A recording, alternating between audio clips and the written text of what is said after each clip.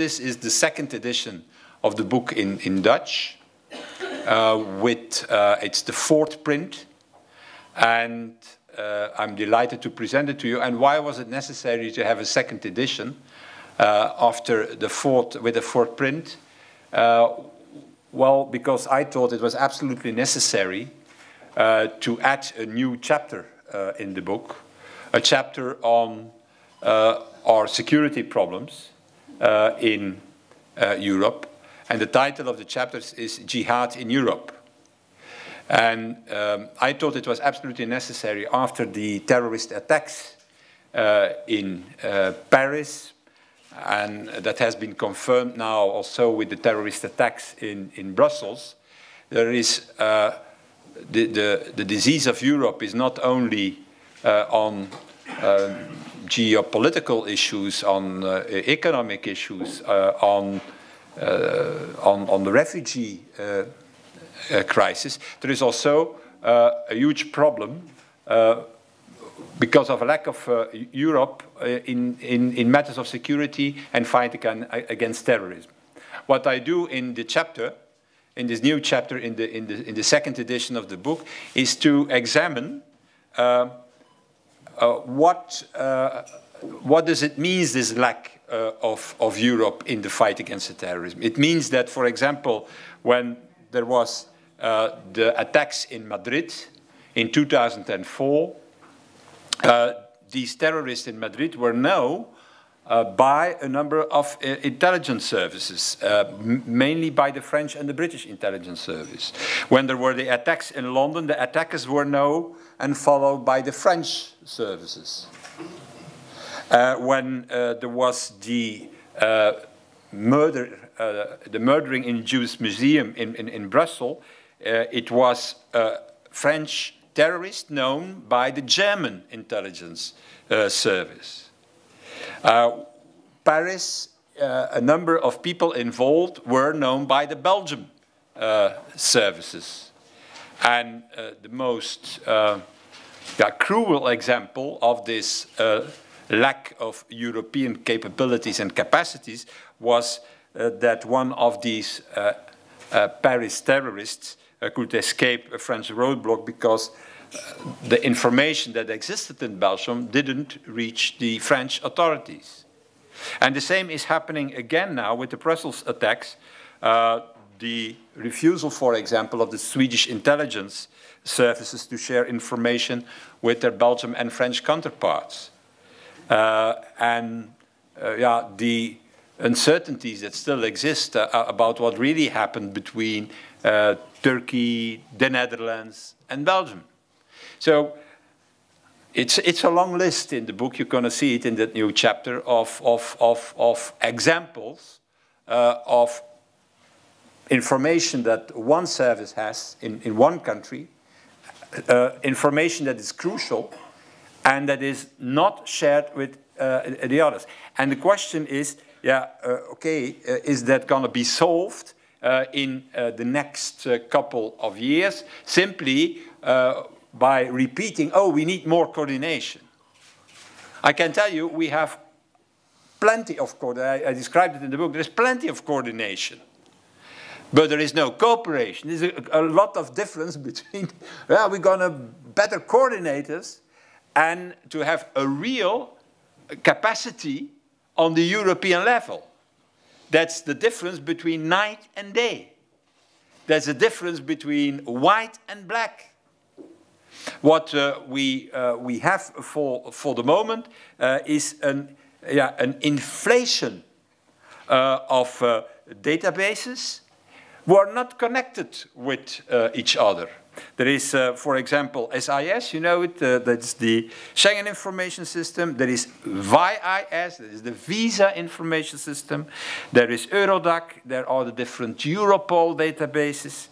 There are then the decentralized databases in the European Union with names like ICRIS, FADO, and within a few days we start also with PNR. That's decentralized, 28 different ones.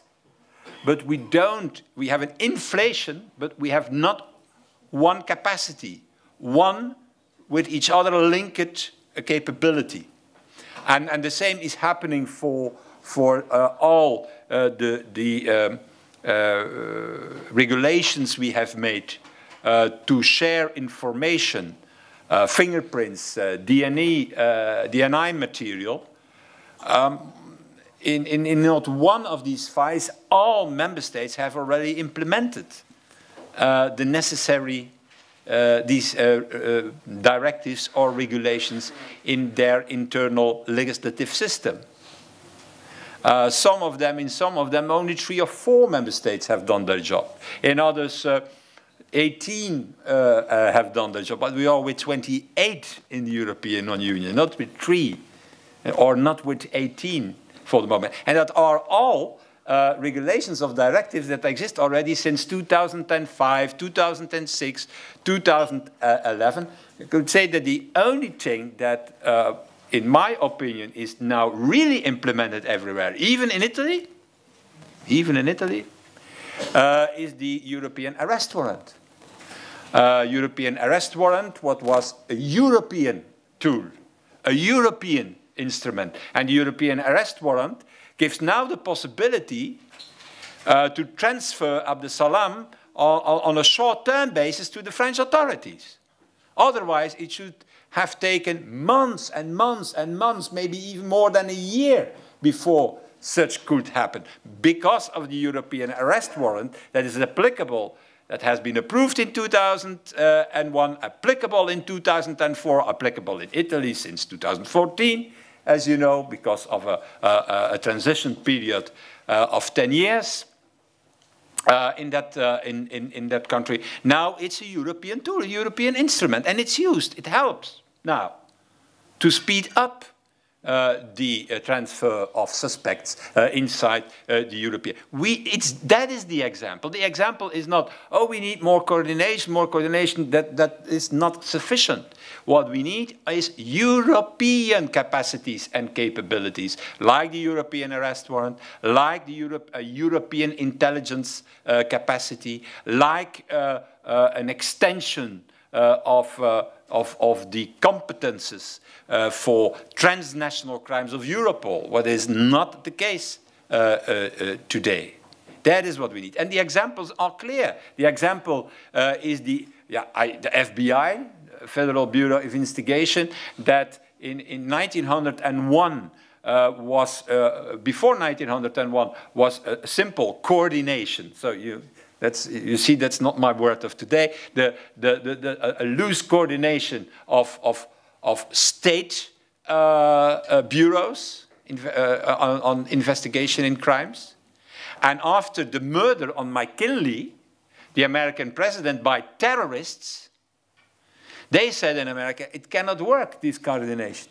We need a real federal capacity. And it became the Federal Bureau of Investigation that is now responsible for 200 types of transnational crimes in the US, and works with more or less 35,000 people there.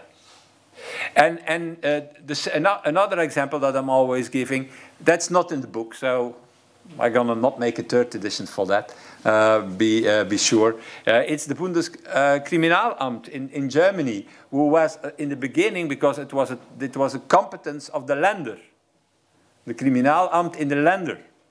And it's only after it existed, Bundeskriminalamt, as a coordination between the Landeskriminalamten at that moment. And it is only after the terrorist attacks, Rote Armee Fraktion, and so on, that the Bundeskriminalamt became a real federal institution, not only responsible for coordination, but also responsible for trans-state crime, I should say, transländer crimes in Germany, and became a bureau of several thousands of people instead of the several hundreds of people before these terrorist attacks. So what I try to explain in the book and a new chapter is that, in fact, the disease of Europe is in this field has exactly the same source as the disease of Europe in the field of refugees or in the field of the crisis around the euro. You cannot have one Schengen area and then at the same time no European border and coast guard, no European intelligence capacity, and so on, and always thinking, oh, with a little bit of coordination between the 28, we're going to solve it. We're not going to solve it with coordination alone between 28 services. We need capability and capacities on the European level. So that's the reason that that I added this chapter to the book, and I think everything what happened now in Brussels is only confirming what is written, I think, in this new chapter, in this second edition of the book. And I can tell you it's going to be also naturally in the French edition, in the French book that will be launched mid-May, and later on the American and English edition, and eventually, naturally, also other editions in other languages. So thank you.